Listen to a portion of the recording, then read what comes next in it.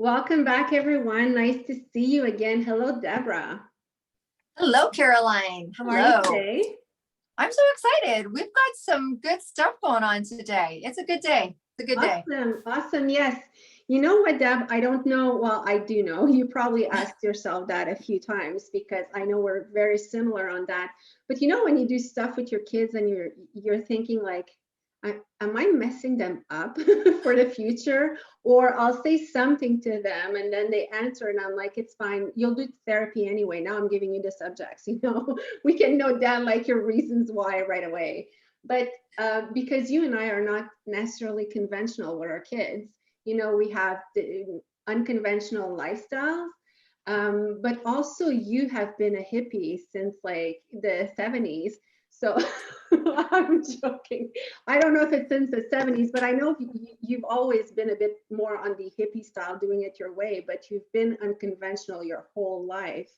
Um, so how do you think it does affect your kid? Like, do you think about that sometimes?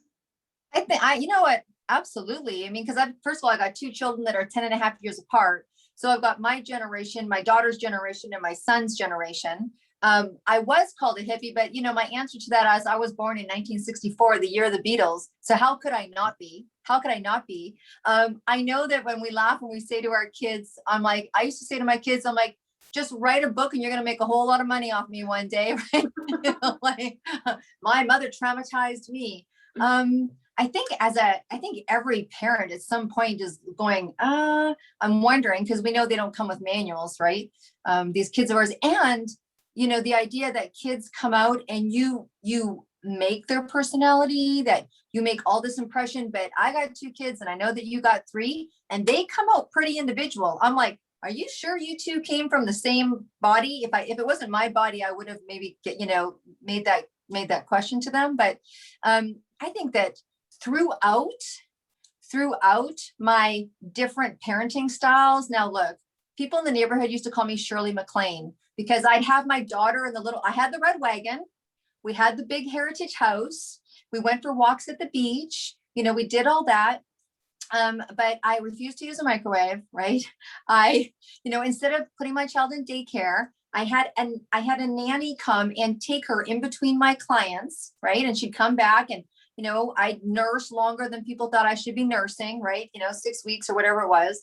And so people used to call me Shirley MacLaine. Me and my daughter used to walk in the wagon and deep breathe. Now she's 28 this year. So what? We're talking 23 years ago. And we do deep breathing around the neighborhood and woo and breathe. People like, you crazy, like you're crazy. So because my daughter didn't know, I think had I converted from being what people thought was normal back then to somehow finding this revelation of life and changing while she was, mid-teen or something, I think that'd have been more difficult. But I raised her in crazy.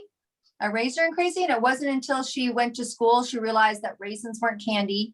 And she was so mad at me that I made her wait till she was 16 to get a cell phone, that at 28 years old, she still rides me about it.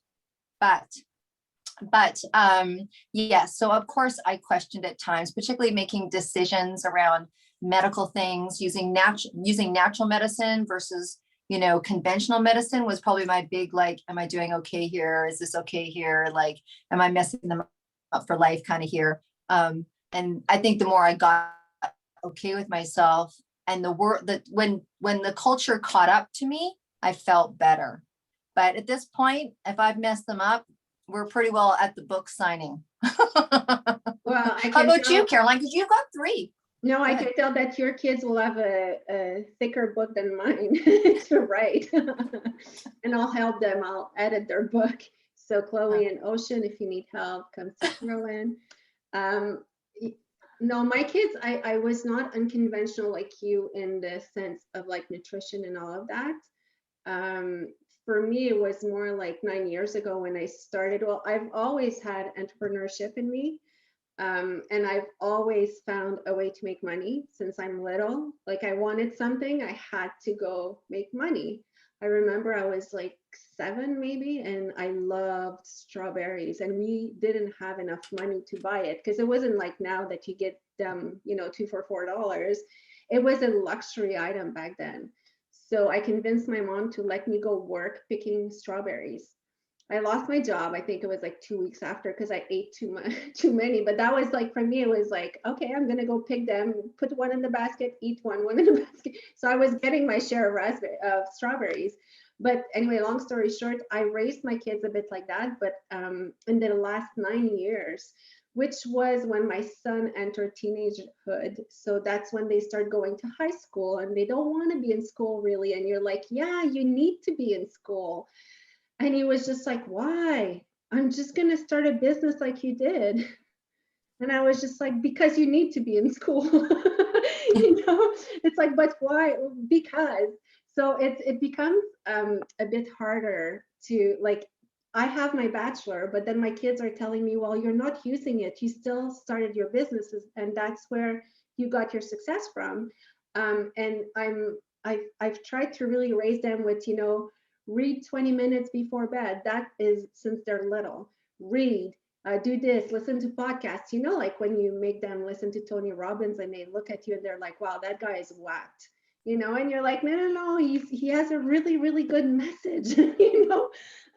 So often I thought, maybe I'm messing them up. Maybe they're too young. Maybe their brain is not there. And there's one huge thing that I realized, especially since we started our podcast and we're, really listening to people's story, we're doing good because we're really implementing things in their brain that they won't have to start learning at 30 or 40 like I did. It's something more natural. Personal development is not a myth. It's like something that you tell them, no, you need to do that. You need to work on your motivation. You need to work on your gratitudes. Like my kids, since they're little, they write their gratitudes. Well, not the older ones anymore now, because that's not cool right now, but the younger one still does. And I'm so excited because our guest today is only 32 years old. She's amazingly successful. Like, honestly, she could teach a few 60, 70 years old how to, manage their money and how to actually do things. But I was excited to listen to how she was raised because, and she could really, really be messed up because she was raised between a mix of Deb and Miami. So, because her parents did both. But I mean, she turned out to be an amazing young entrepreneur. And I'm gonna stop talking and let her tell her story. But please welcome Shanda Wright with us today. Hi, Shanda. Hello. Thank you so much for having me, Caroline. My Deborah, pleasure. It's good to see you. My pleasure. So Shanda, tell us a little bit about you. Like, right now, let's start with present moment. What are you doing in your day-to-day life? Well, I am a senior coach with She's Creating an Empire. My business partner and I have founded this organization and team and company about a year ago when we were actually building our traditional network marketing business. And we noticed that the conversation around money was different for men and women, and specifically wanted to create a space where women could have the conversation on their own. And the example that I use quite often is no man has ever brought up his daycare schedule when we're discussing business opportunities. To me, never once, but it comes up all the time for women. They're like, wait a second, this is what time I send my kids to school. Do you need me at 7 a.m.? Because if you need me at 7 a.m., this is not a thing that's going to happen, right? And so we're having this conversation, and I'm just noticing that it was almost like women didn't feel qualified to handle their own finances. And coming from a background where I had no one really teach me how to build wealth, how to handle the laws of money, how to manage that stuff, I've been very curious for my whole life about how to get on the right side of money, right? That cash flow quadrant story that, we've all read it, Robert Kiyosaki, right? If you haven't read that book, I highly recommend it. But this concept of moving to the right side of money, and all I wanted was to stop worrying every time something broke. I just didn't like that pressure, and anything that is that upsetting, I'm going to try to get out of my life. And so on this mission of creating that for myself, I really noticed that Melanie and I actually both noticed, I remember, over a glass of wine one night. And it was like, where are all the women? Why aren't we having this conversation with them? And then we created She's Creating an Empire, and the response was crazy. Like we were expecting 10 people and 50 showed up to our first meeting. And it was like, oh, this is a conversation. And then we open the Facebook group and there's 3,500 women flooding in within a few weeks. Like it's just crazy kind of the movement and like the hunger and the desire for information. So daily, what I'm doing is I'm working mostly with women who are building online income streams, paying off their debt and learning how to compound their money so they can be on the right side of money, and literally teaching them how to go from the wrong side of money to the right side of money. Oh, I'm unmuting myself here. That's amazing. When we talk about, one of the questions that we want to ask as parents, when you hear a story of someone your age, is where did that trail back to? And I know that we had a little bit of pre-conversation before the interview, and I'm talking about my son and Caroline's talking about, her daughter and kind of the impression that our parents make on us and the difference in the cultures now on just the availability to be able to do what you've done. You're in your 30s, Caroline's in her 40s, I'm in my 50s. It's interesting. We're all wearing white and black. If you're listening to us on the podcast, we've all dressed very, but so tell us a little bit about that. So, I'm sure you just didn't go, hey, maybe, or maybe you did. Everybody has a different story. What was kind of your home environment? What made impression upon you to all of a sudden in your 30s decide you're going to rock it out and teach women about money? I love this question. Okay, so as a child, I was so blessed. My mother said, we may grow up poor, but you're not growing up broke.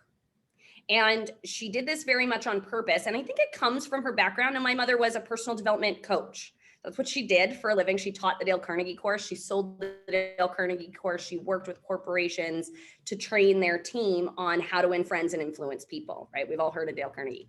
And so I had an amazing mother who was very well equipped to handle all the craziness that was our family. But in grade 1, let's just say I was an energetic child and it took a lot to keep me distracted. And it took even more to keep me sitting still. And luckily, I was so blessed in kindergarten and grade 1 to have, in my opinion, some of the best teachers. Like my grade 1 teacher was 62 years old, right? She had been teaching her whole adult life. This woman knew children and she was very good at giving me extra projects to keep me busy. But at some point they just said, hey, she's going to do better at home. Like we could try to, work with her and give her some specialized help. And I think now I would have been diagnosed as ADD or ADHD and learning from people who have been diagnosed that, but I was so blessed to have a mother that said, that's what's best for my children. I'm going to do that. And so she took me out of school and she took all of us, and all of us didn't go to school from the time I was in grade 1 to the time that I was in grade 10. When she had to go back to work. And so I was beyond blessed to have a mother who took the responsibility of what I was going to learn on her. And she prioritized things, which I thought was really interesting. She never cared about spelling. She's like, as long as the spell check catches it, I don't care. You're going to have a computer your whole life. I do not need you to know how to do this. I do not need you to know your multiplication tables. I do need you to know how to communicate. I do need you to understand some basic principles, right? And so, because I was because I was brought up poor doesn't mean I was going to be brought up broke. She would never say, we don't have the money or we can't afford that. She would always say yes, but then put a criteria on it that gave me ownership of the result. And she did this very much on purpose. She describes it to this day as this conscious effort she made. And she specifically would say things like, yes, you can have that with your own money. Yes, you can have a white fluffy puppy when you move out. She also was planting seeds of me moving out very young. She did a very good job of that. She's like, I am not having a 30-year-old living in my house. And so, yeah, she would just say yes with your own money. And when we were at the corner store or at the grocery store and I asked for a chocolate bar, she wouldn't say yes. She would give us $1 and we got to decide, do we get 101-cent candies or do we get a chocolate bar? And it just created this understanding that money is choice and that money is empowering and that money is something that I have control over. And so it got me also associating freedom and choice and money. Like they were very much connected to me. I saw my money, my choice, my freedom, my options. And I ended up using so you start shoveling driveways in the snow. We're Canadians, so We get snow, very little, but we do get some here on the West Coast, and, babysitting, doing all those sorts of things. And what happened is I ended up like buying candy in bulk and then employing my siblings to help me with my projects. And so, it was a very natural progression that I think it came out of. And it was reinforced again throughout my life that money was choice. Money was choice, that money brought options. And so it just created an awareness for me. And then as I started analyzing who was successful and who wasn't, my grandfather had money, we didn't. What's different about us? And then I just started watching and asking, getting really, really curious. I asked a lot of questions. I was a very nosy little kid. So that's very interesting. And when you think about, when you hear your story, it's like there was something that you had naturally. You obviously, whether people call it AD or ADHD, that spunk and what have you. And then you had, it seemed like a natural sense of curiosity in an environment that promoted that.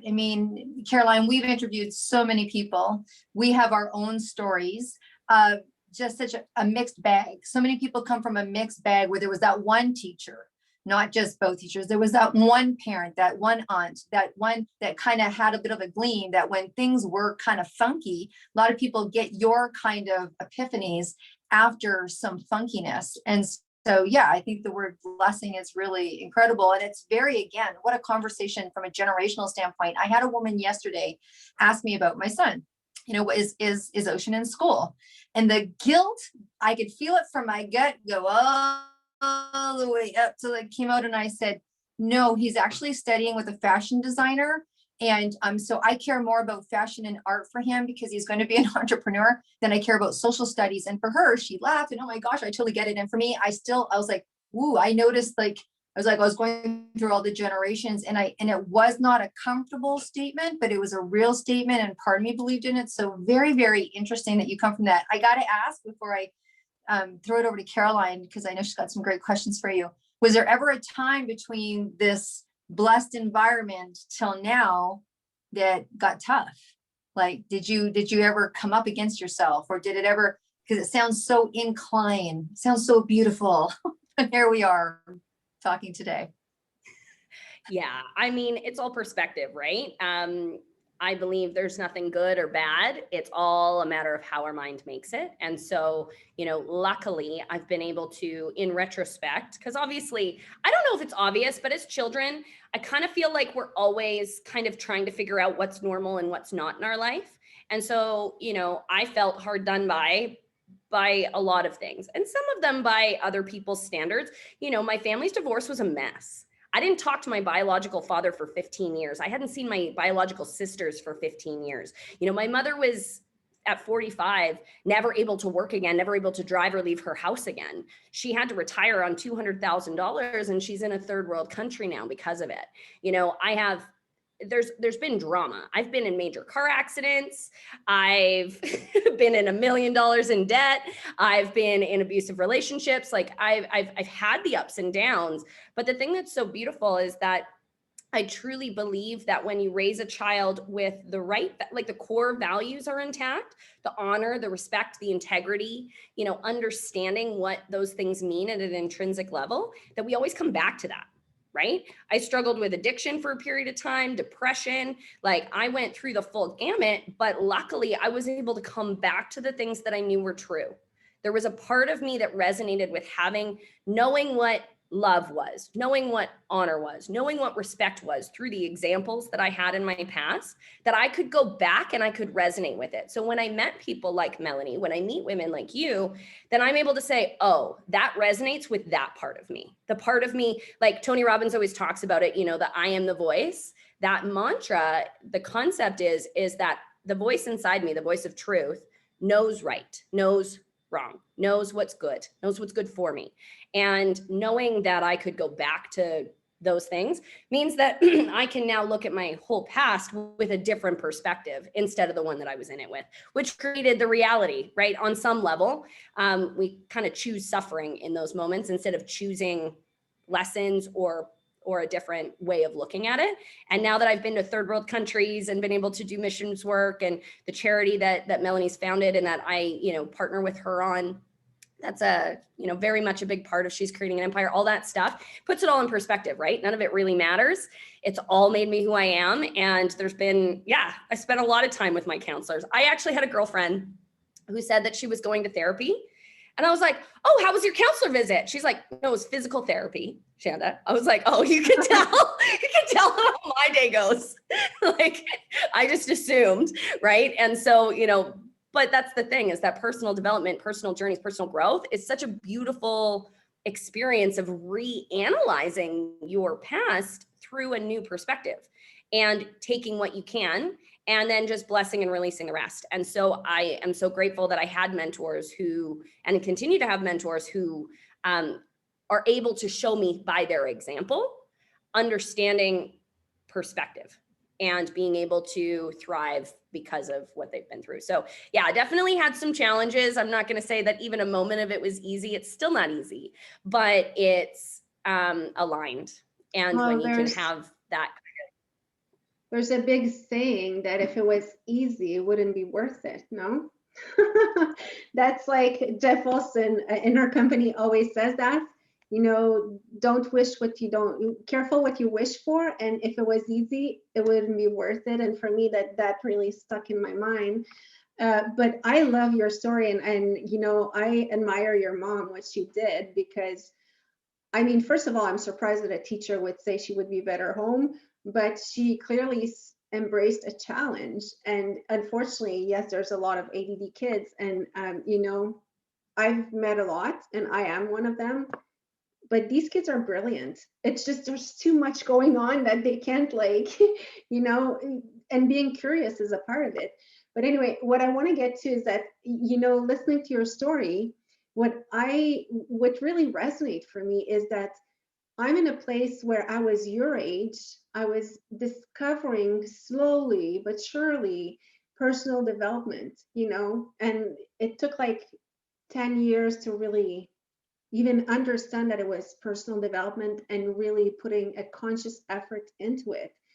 I started therapy, but again, it was so taboo. It was just like all the really, really, really messed up people were doing therapy. So if you would go or if you would have a therapist, you would not say it. It was just like, oh, I have some errands to run. I need to do this. Now it's like, yeah, I'm going to my therapist, and it's like you're cooler for that because at least you're owning yourself. And I even know a lot of people that are not going through crisis, and they still have their therapy just to make sure that when that crisis happens, they will have the tools. Because in our everyday life, there's those little things that happen that you don't need to have a crisis to have a therapist. That's my point. But what I like about what you say is that for me, the biggest work was reprogramming a lot of things that I heard when I was younger, and a lot of things that were really stuck in my mind, like, you were born for a small bread, money doesn't grow on trees, we can't afford that. Oh, look at them across the street, they have it. So it was always like, for me, it was always like, oh, money is not for me. I'm a nice person, but I'll never be rich. It was like I was categorized into, yes, you're smart and you're nice, but that's what you'll say. And rich people are other things. And then you develop this weird relationship with money. There's deservedness. There's like, what is really abundance? And also, like, is it for me at all?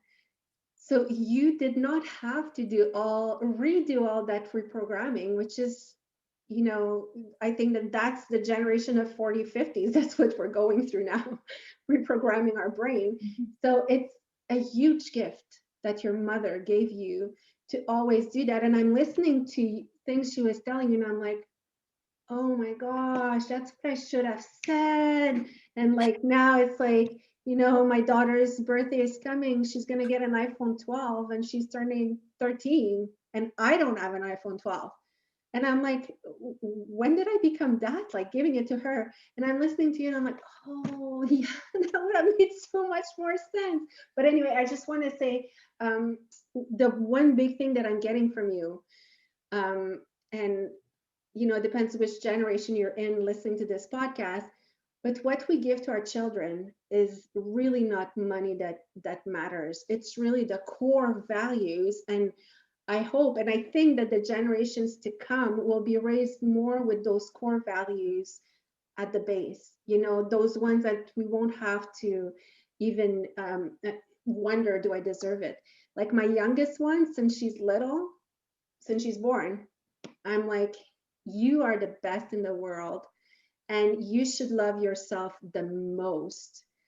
I was raised that if you say something like that, it's pretentious, it's conceited. She is raised that now she'll tell me, well, not these days because she's a tween, but let's say 2 years ago, Mama, I love you the most in the world. Well, right after me, it's you.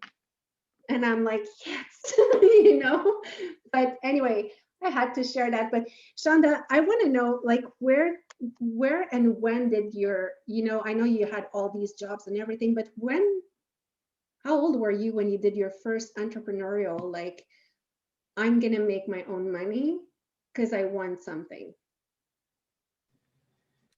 Yeah, I was probably 8, I think. I can't remember exactly what the age was. But it was in that kind of age range. It was when I remember waiting to be 10 because I could take the babysitting course and then I could babysit kids that were like, right. And I was homeschooled. So I would do daytime babysitting for a premium. I would do overnight babysitting for a premium. My mom didn't care, right? Why not? That's perfect. So, one of the biggest blessings that came from homeschooling for me, to anyone who's homeschooling their kids right now, just know that I don't remember anything from any class, really. I don't know if you guys can remember grade 7 science, but I for sure don't. But at the end of the day, what it taught me was that there's no building for learning. There's no schedule for learning, just like there's no schedule for work or there's no, right? So it taught me integration. It taught me how to, really understand that there's no start and stop. It's not like you stop creating your family's wealth at 5 p.m. Just like you don't stop learning when you walk out of your school building. Like there's some industries where we are required to do ongoing personal development, right? As a nurse, as a doctor, you are required to take ongoing courses. I don't understand why we wouldn't have that same paradigm, right? As adults, like if you don't use it, the law of use is a thing. You don't use it, you lose it, right? Tenacity unused, curiosity unused, the ability to learn new things unused, optimism, hope unused, you lose it. And I just think that's, what I'm so grateful for in that experience. And I know that there's a lot of people homeschooling right now that are terrified about messing it up. So I just want you guys to know you can't. I was unschooled. My mother never sat me down at a table and said, it's time to do math. Never once. Nope. She just answered all the nosy questions I had as a kid. And what I love about the millennial generation, and the thing that I think that we came out doing that was unique, was asking why. Why do you do that?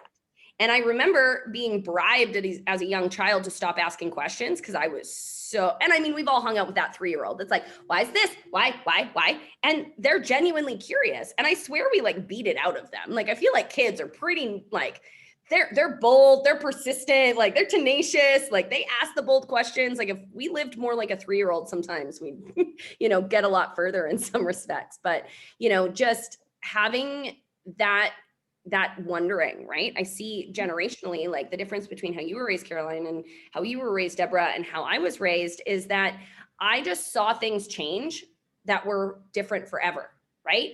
Every single job I've had, I went from analog to digital. I worked at McDonald's when we had the push screens and the DOS, the green and the buttons, right? And I was there when we switched to touch screens, right? I sold photocopiers I sold photocopiers to accounting firms, legal firms, and those sorts of things. And I was convincing them to go digital and print to their photocopier.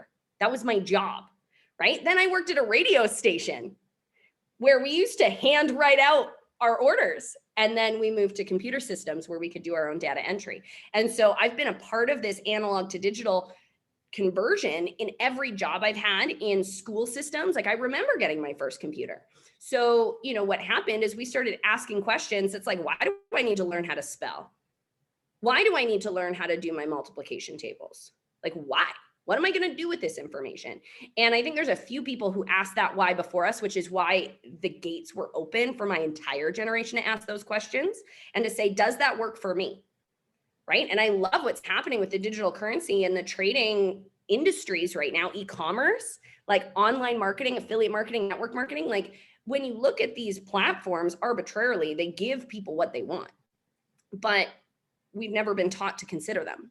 But because now we're sitting in this curious space, it's like, wait a second, do I want to work a 9-to-5 job? Do I want to live in the country I was born in?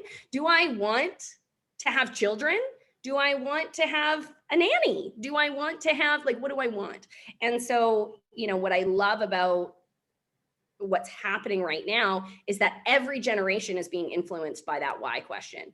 And we all know that it all starts with why. So if you can have what you want and why you want it, and why you're doing what you're doing, clearly defined, it changes everything. And so I'm just so grateful for what's happening movement-wise globally right now to this question of like, it's so good. I think it's so interesting. And I'm so grateful. I'm so grateful for all the mentors that have come and taught me, because it's been like a little bit here. I remember I was 10 years old. My grandfather said, if you don't make money while you sleep, you'll work till you'll die.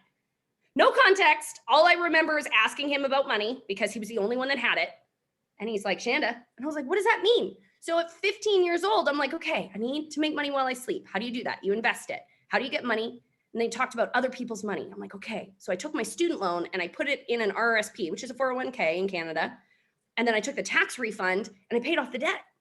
Now, I didn't realize GICs had fees and that the interest rate that I made was actually lower than the fees that I paid, but I still was curious enough to try. And so, that's only because of people like my grandfather. My dad, the way he brought personal development and the tenacity that he brought into my life, the way that my mother just like continued, like she's the epitome of a tennis ball, not an egg. Like this woman is insane. And so, it's definitely been a huge blessing. And what I'm loving even more now is working with women who, yes, I'm coaching in this respect because I've asked a lot of money questions and made a lot of mistakes. And there's a lot of women who just don't understand how to get onto the right side of money, but they always teach me something. I learned something so much, like whether they're older or younger, like we have this collaborative environment. And you ladies know, because we've been connected for a little bit now, that it's like, we're just better together. And, when we can take mentors in all shapes and sizes, then we can really, I don't know. I made enough mistakes in my life. I hope that I can just learn through mentorship as much as possible going on. So I know I'm so lucky. I'm so grateful. I think when I listen to you share, it's very interesting because again, I've been having conversations with people that they take the best and the worst with them. And I'm like, no, when I hear you, like you took this from this person and this from this person and this from this person, you kind of have like this little pack sack, right?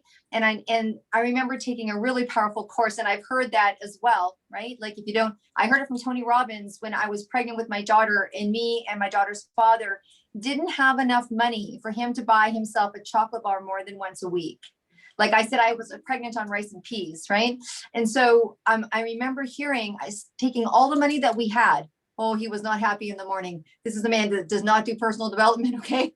All the money we had at 2:00 in the morning, and I bought cassettes, like 25 cassettes from Tony Robbins. And I'm like, I found out what's going to change our life. And I took $300. We couldn't buy a chocolate bar, right? I took $300. I don't know where I got it, right? And I remember hearing that Tony Robbins saying, unless you're an author or a singer and you're not making money while you're sleeping. And that's what inspired me to make my first, to actually create a direct sales company. So I'm with you on that.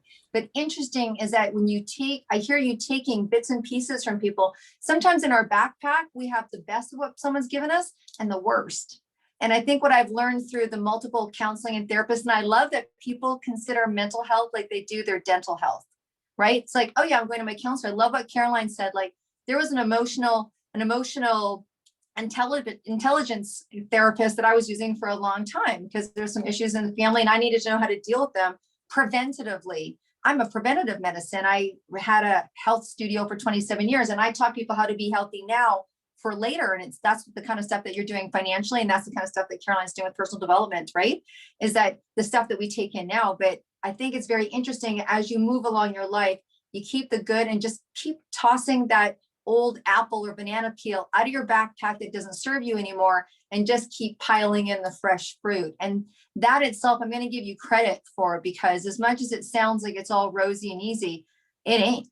Like, it's just not, right? It's not. No matter where you come from, you get negative and positive impressions. I mean, no one's growing up in, Candyland, right? And so it's about having the ability, or you're back against the wall, whichever one you choose, because one will come before the other, to be able to throw out the stuff that doesn't serve you. I got to ask before we wrap up our interview, you've been with, you've had a lot of women come to you that want to learn about financial literacy at different stages.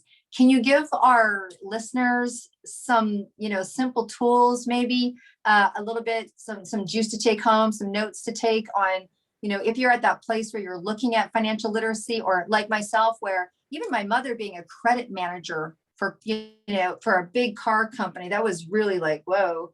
She told me at 20 something years old, go get an RSVP. And I just listened to her because apparently she knew more, but wasn't maybe the best advice, but it was at the time. So is there anything you can give, people that don't feel financial literate? Because I'll tell you, I think the number one block to people getting smart financially as the female gender is not wanting to admit that they don't know. Oh, I think when we think about the blocks, I think it's actually, what is her name? Michelle Marie. That quote that says, it's not our light, it's not our darkness that most frightens us, it's our light. Our greatest fear is not that we're inadequate, it's that we're powerful beyond all measure. It's our light, not our darkness, that can intimidate us. And when you let your light shine, you give other people permission to do the same, right? We know that one, the one from Coach Carter. Yeah. So, I think about it in that sense. There's actually some women, and I've had to do a lot of work on this myself, that are scared of having a ton of money. I didn't realize until I really spent time in what I'm going to, so the best advice that I have is figure out what the heck you want and go for it, and don't listen to anybody else. Figure out what you want. I don't care what it is. If it's $1 billion, if it's $1 million, whatever it is, decide exactly what you want, write it down, put it in front of you, imagine yourself having it every single day, and then find someone who has what you want and follow them, period. That's the answer to always. That's always my advice for every task, because it really is that simple. But what I believe is that there's almost more women who are scared about who they would become, how people would judge them, what people would say if they had millions of dollars, if they had the car of their dreams. There's actually so much shame associated with being wealthy because, Caroline, like you said, we are judged that either you're a good person or you're financially independent, not both. How many role models do you have that look like us, even though we all look different, but you know what I mean? That is not a ball buster, that did not sleep her way to the top, that did not come from wealth or have a family name that she's riding in your mind and in your judgments, right? There's tons of women. How many women have had a platform like Kylie Jenner and did nothing with the brand? Lots. Kylie did something with her brand. She did something with her family's name. Paris Hilton started it, right? And there's other women who have had just as much prestige, just as much fame, who did nothing with it to build their own empire, to build their own brand, to build their own name. Now you see the word Kylie, it literally is associated with makeup, and it's not a very unique name. It's not like Madonna. Like, she did a great job branding herself. And so, when I think about really what's possible for us, I think it's the desire to not look stupid. It's also the desire to not run into those challenges. Like, I realized for myself that I was afraid. I have some family members that specifically are angry at people with money, and they think you have to hurt people to get money. They think that's a thing. And so but they also don't have any money, funny story. And so I know that when I have $100,000, $200,000, $300,000 a month coming in, that I'm going to have those phone calls. I'm going to have those conversations with those family members that say, I'm sorry, I don't agree with your life choices and you're being mean to me. I'm not giving you money. You can't manipulate me. Like, I stand for love and honor. I'm going to need you to stand in that, in your request. Like, now I have to Now I have to have those conversations. And what does someone think of me when I get out of the car that I want to drive? So there's all these stories that happen. And truthfully, I don't believe that you can undo these paradigms by yourself. I don't think so. I've never seen it done. I cannot find one person who is like, oh, all by myself, without trauma, without heartache, without a mentor, and without a community of people around me. I figured it out.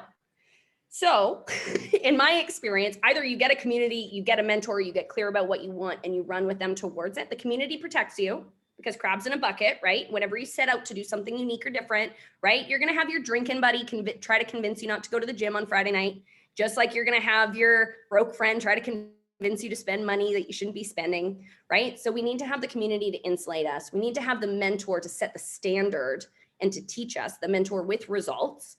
I don't follow anyone without 7-figure results. If you haven't done 7 figures in what you're teaching, I don't want to listen. So find a mentor with 7-figure results, my opinion. Insulate yourself with a community and then just stay focused on that.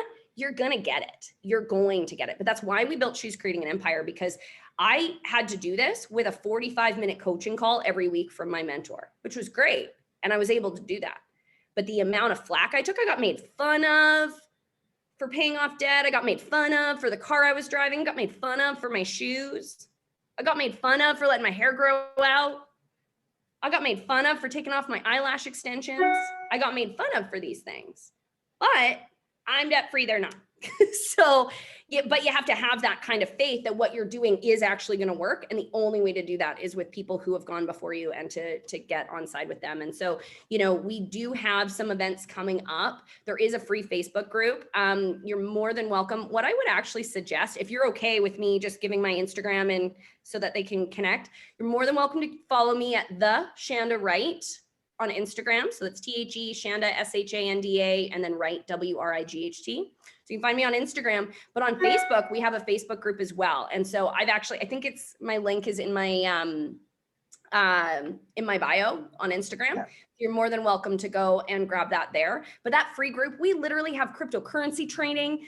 And if you're not looking at digital currency, you got to keep your eye on it. This next 6 to 8 months is going to be absolutely insane. I don't want you to miss that.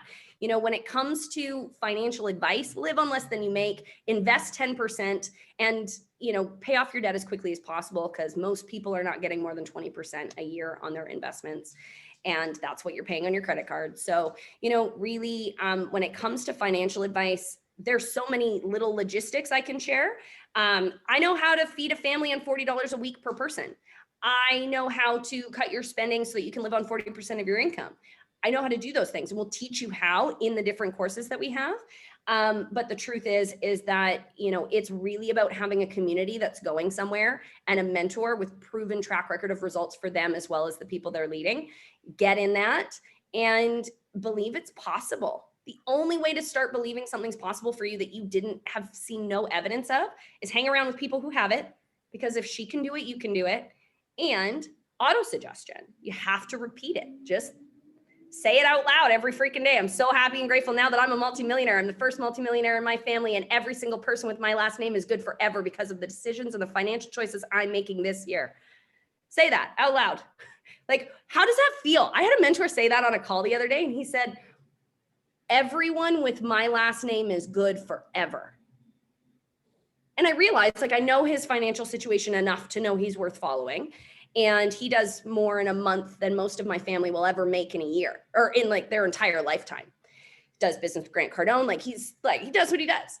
And I just realized, wait a second, we have that opportunity with this internet, this digital age. If we learn how to make money online and leverage it so that it's not time for money, we live below our means and we put our capital to work for us, all of us can create financial independence for our family for generations, because of what's going on right now with the move to digital currency and the shift that's happening in the economy. And so, you know, it is something you can do. You can do it. There's actively women out there that will happily show you how. And it's about learning a few things. That old adage that first you have to learn and then you can take the L off.